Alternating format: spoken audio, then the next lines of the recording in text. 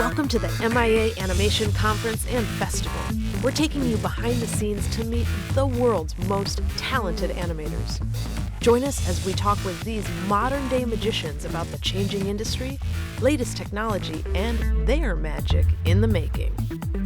So here I am with an incredible female role model, Beatriz. So tell me, why is it a great day to be in downtown Miami? Because it is event number 5, and I am thrilled beyond belief to be here. This is my hometown.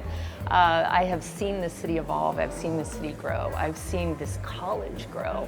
I am extremely honored to be here. Very, very proud of Dr. Barnard, and so proud to see all of these faces, all of these young kids with just this gusto for life and this desire to do something and be something. And I'm just very, very happy to be a part of it. Yes. So you have a very big job at CNN Espanol, and you're up now in Atlanta, but you come back and you see this city change. So how do you think Miami's changed from a creative capacity just in the last few years? Extremely international. I've been gone now for 5 years, but CNN does have a bureau here, so I make it down often.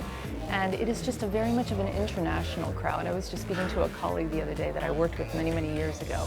We didn't have half of the technology that these kids have to work with. I was doing things with like plate glass and food coloring and olives, and you know, it's completely different. It's just so modern, so beautiful, and I'm just very, very proud of what has been put together here in this space. That's great. So tell us, how did you get your starts? What's your educational background? And I hear that your mother played a little role in this. My mother was the #1 Spanish language news anchor in this market for 25 years. Her name is Leticia Callava.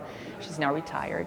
And I started hanging around the station when I was very, very young, days off of school. We didn't have a nanny, and she just had come with me to work. So I started hanging around the station, and I was bitten by the TV bug at that point in time, and she just kind of honed my skills. I was very, very lucky that I had a series of mentors, people that really helped me out, that took me under their wing to a certain extent, taught me the craft, and then I just kind of fell into the creative services role.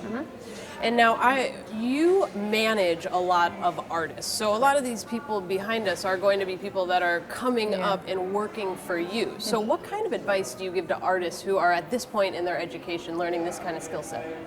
Don't leave the educational process, but beyond that, and this is the most important thing of all, there needs to be a passion, and everybody needs to think outside of the box.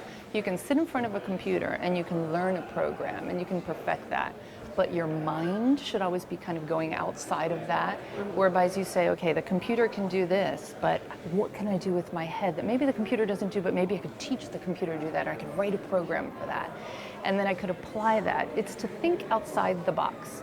And whenever a boss says, you can't do that, you can't do that, because we don't have the software for that, we don't have the infrastructure for that, and I say, but wait, I know I can. That was my thing with the glass and the food coloring and the oil when I needed blood, right, over my screen. But they just have to think outside the box and don't take no for an answer. Innovate and make sure that they're following what their true career path is. Yes. And there's a lot of different options. So you're in the sort of more of the marketing capacity. That is correct. So tell me, if you could give an animator a piece of advice for how do you create a great marketing spot or an advertising spot that integrates animation? What's one little piece of advice? Probably the most important thing, because I think as artists, everybody wants to put their own stamp on everything. But the fact of the matter is that there's a brand, and you have to stay true to that brand. You look at CNN, and CNN has been on the air since 1980. We have the same CNN red, we have the same CNN logo.